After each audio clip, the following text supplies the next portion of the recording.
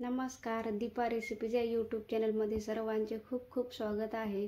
तर मग मी आज एक पनीरची भाजी आगळी वेगळी घेऊन आलेली आहे। रोजचीच आपण पनीर बटर मसाला किंवा शाही पनीर बनवतो, त्यापेक्षा मी आज ही वेगळी पनीरची भाजी बनवलेली आहे। चला तर मग रेसिपी सांगते।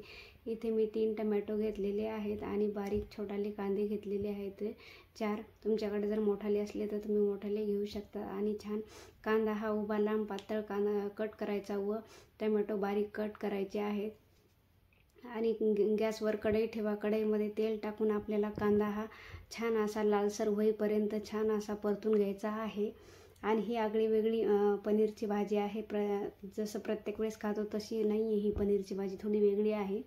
आपला कांदा छान लालसर झालेला आहे आणि आता थंड झाल्यावर आपल्याला मिक्सरच्या भांड्यामध्ये छान याची बारीक प्युरी करायची आहे। आधी कांदा घातला व टोमॅटो घातलं, मग हिरवी कोथिंबीरचे देठही घातले, 4 काजू घातले, 4 ते 5 तुम्हाला जेवढे हवे तेवढे। आणि यामध्ये आपल्याला टरबूजाच्या बिया घालायच्या आहेत आणि 4 ते 5 लसण पाकळ्या घालायच्या आहेत। 1 चमचा जिरं घातलेलं आहे, त्याला मगजची बी पण म्हणतात, टरबूजाची बी पण म्हणतात। आता हे छान आपल्याला मिक्सरला बारीक याचं वाटण करून घ्यायचं आहे। तुम्ही बघू शकता किती छान बारीक झालेलं आहे।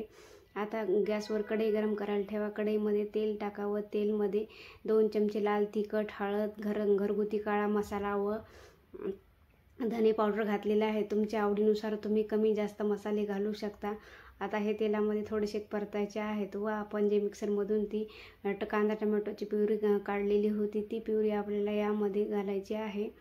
आणि आता चमच्याच्या मदतीने हे सर्व एकजीव करायचं आहे आणि छान तेल सुटेपर्यंत आपल्याला हे छान मसाला पूर्ण परतून घ्यायचा आहे। आणि याची ग्रेव्ही इथे 150 ग्राम पनीर घेतलेला आहे आणि पनीर आपल्याला खिसून घ्यायचं आहे। खिसणीच्या मदतीने छान असं खिसून घ्या आणि ही भाजी खूप छान होते आणि तुम्ही ही भाजी नक्की ट्राय करून बघा एकदा ही रेसिपी। तुम्ही बघू शकता पनीर आपले छान किसून तयार झालेला आहे। आता आपण बघूत आपली ग्रेव्ही तयार झालेली आहे का, तर छान तेलही सुटत आहे। आणि आता आपल्याला यावरून थोडीशी कसुरी मेथी घाला व चमच्याने परत एकदा आपल्याला हे छान असं मिक्स करायचं आहे। आता ग्रेव्ही छान परतलेली आहे व पाणीही सुटलेलं आहे। यामध्ये आपल्याला बारीक किसलेले पनीर घालायचं आहे। पनीर घालून चमच्याच्या मदतीने आपल्याला परत हे सर्व एकजीव करायचे आहे।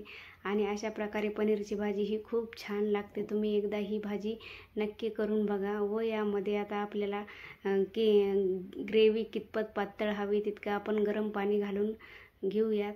तुम्हाला जेवढी पातळ हवी, जेवढी घट्ट ठेवायची आहे तेवढी तुम्ही करू शकता। यामध्ये मी थोडे थोडे करून गरम पाणी घालणार आहे व चमच्याने हे सर्व एकजीव करणार आहे।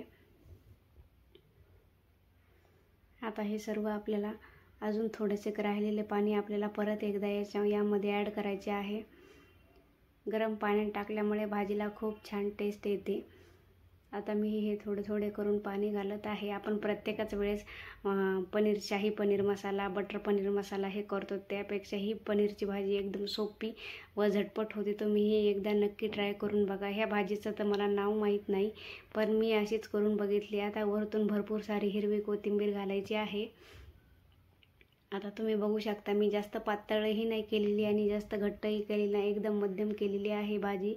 आता चवीनुसार मी मीठ घातलेलं आहे। तुम्ही बघू शकता जास्त पातळही नाही झालेली आणि जास्त घट्टही नाही। आणि आता आपल्याला 5 ते 7 मिनिट एक उकळी येऊपर्यंत ठेवायचं आहे, नंतर गॅस बंद करायचा आहे। आणि आता आपल्याला फ्रेश घरगुती मी यामध्ये मलाई घातलेली आहे। जर तुमच्याकडे विकतची आणलेली असेल तेही तुम्ही घालू शकता।